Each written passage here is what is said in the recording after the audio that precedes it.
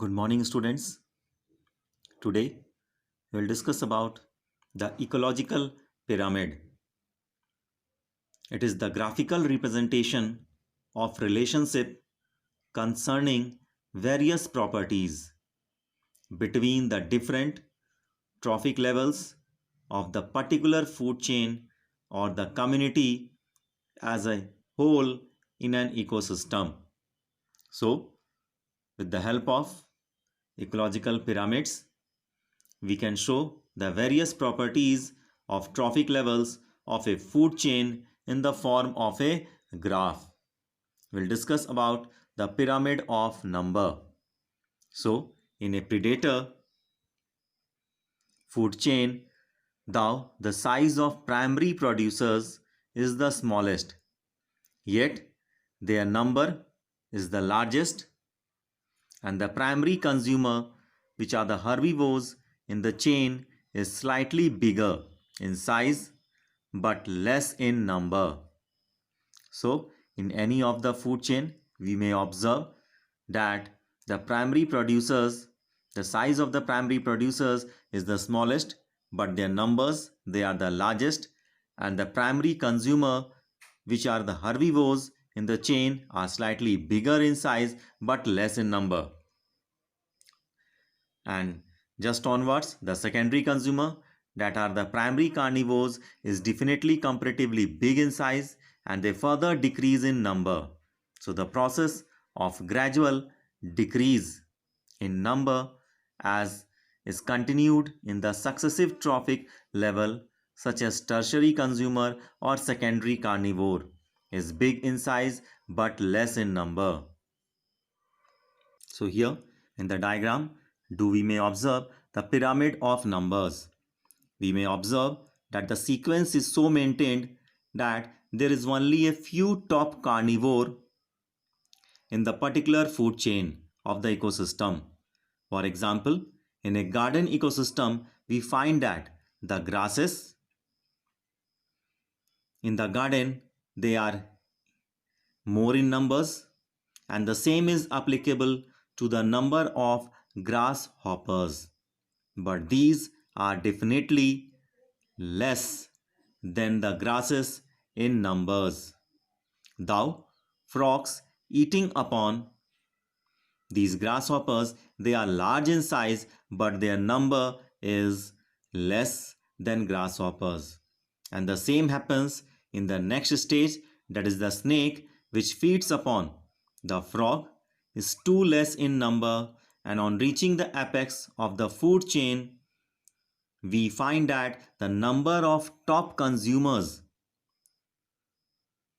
that are the vultures in this case, is so less that it becomes an occasional visitor of the garden. So, after arranging the producer at the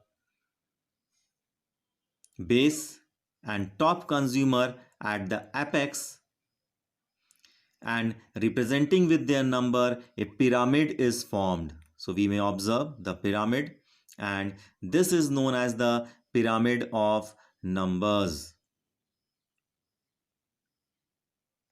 Now, we'll discuss about the pyramid of energy. As the circulation of energy through different trophic levels in the ecosystem is governed by the law of thermodynamics. So, the circulation of energy through the different trophic levels in the ecosystem, which is governed by the law of thermodynamics. In the previous class, we have discussed about the law of thermodynamics, and during passing through successive levels, about 90% energy is transformed into heat energy and comes out of the cycle.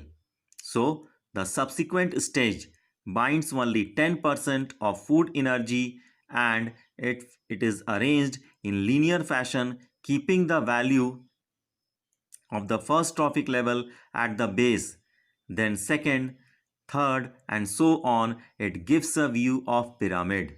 So this pyramid is known as pyramid of energy.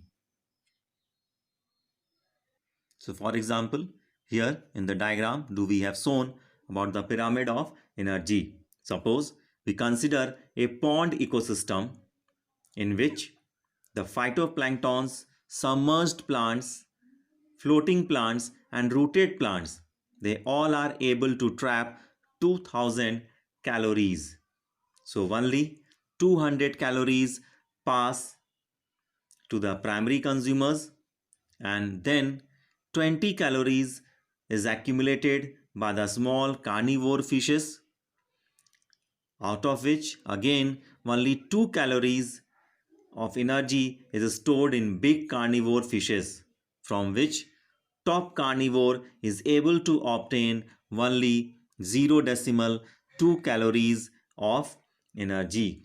So here we may observe that the pyramid of energy shows that during the passing of energy from subsequent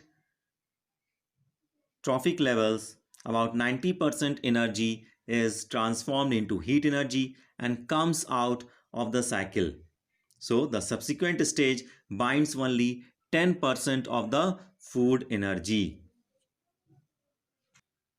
Now we'll discuss about the food chain. The food chain, it is an arrangement of one-way flow of food energy from the source of solar energy to the top consumer through a series of organisms by a continuous process of eating and being eaten. So here in the diagram, we may observe the food chain in nature. The A, it has been shown in the case of forest food chain, B in the grassland food chain, and C, it is a pond food chain. So where we can observe that it is an arrangement of way of flow of the food energy from the source of solar energy. That do the producers, they trap the solar energy, and then via the producers it passes to the top consumer through a series of organisms by a continuous process of eating and being eaten. Now we'll discuss about the food web, which is an interrelationship between organisms which eat several types of organisms and are eaten by many different organisms. So this relationship is formed by the interaction between the different types of food chains. So as in the figure, we may observe the food web, it has been shown, which is consisting of different food chains. So we may say it is an interrelationship between the organisms which eat different types of organisms, and they are eaten by different organisms. So this interrelationship is formed by the interaction between the different types of food chains.